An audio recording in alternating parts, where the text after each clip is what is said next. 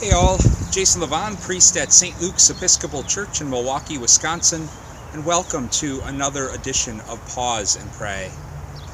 As I've been reflecting honestly recently, this has been a difficult time for me during this pandemic, emotionally and psychologically. And I know I'm preaching to the choir, as many of us have experienced things like depression and anxiety surfacing much more significantly these days than perhaps in other seasons of our lives. A few days ago, when we actually had sunlight here in Milwaukee, Christy and I took Blue for a walk in the park, something we do quite regularly.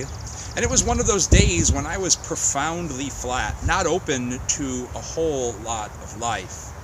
We got to the park, and interestingly, the park's been closed off, so cars can't drive through it. And that's so that people can use it to bike ride, to walk, to run, to do whatever they need and be able to keep a safe social distance by either using the paths, the grassy areas, or the roads in the park.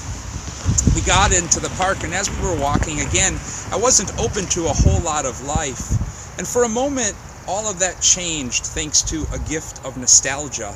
And it came from a sound behind me, a sound that brought me back to my childhood in the 1980s. It was the sound of Rollerskates. And when I turned around to look at who was creating this rushing noise, I saw a woman with legit roller skates on, not roller blades, roller skates.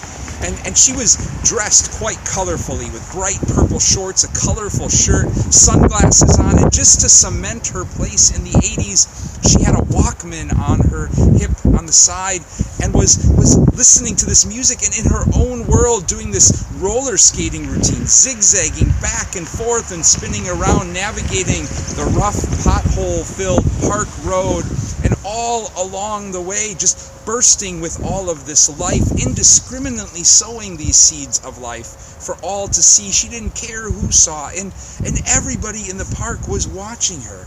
And it wasn't so much a look of, what in the heck is she doing, as it was a look of awe and appreciation for all of the life and energy this woman was so indiscriminately and lavishly sowing in the park. I know I was grateful for the life she indiscriminately sowed in my day, which happened to be so flat. I think of that experience in light of the gospel we found ourselves in the last 2 days in the daily office. Chapter 13 of Matthew's gospel, where Jesus speaks of God as a sower. Now I'm standing here in the giving garden at St. Luke's, where every summer we grow over 1,000 pounds of organic produce to help feed the hungry. And I know my expert gardeners here take a lot of time to make sure that the soil in these boxes is good for growth. It's why we just had a whole bunch of organic compost delivered to fill these boxes with. But when Jesus speaks about God sowing seeds of the kingdom of life and grace and peace, Jesus speaks about God sowing in a different sense, lavishly and indiscriminately sowing those seeds everywhere, not really caring where they land, whether that happens to be the path or rocky ground or ground that is threatened to be choked out by all sorts of thorny bushes, or decent soil. None of that matters. What matters is God's lavish generosity and indiscriminately sowing the seeds of the kingdom and grace everywhere. If I'm honest, that's profoundly good news for me, because more often than not, my life isn't the best soil for God. More often than I'd care to admit, my life is a lot rockier, or maybe choked out by all sorts of thorniness.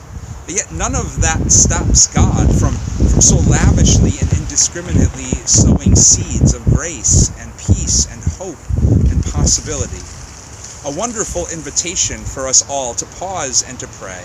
Yes, on one hand, to reflect on what the soil of our life happens to be at this given moment in time, but also to reflect on all of those people and experiences that have helped us encounter God along the way, lavishly and indiscriminately sowing those seeds of grace and peace and life in our midst. because the good news of it all is Easter life really is meant for all. And like that woman in the park, God's grace keeps rolling through our lives, lavishly and indiscriminately, sowing seeds of Easter along the way. God's Easter peace and blessings to you all.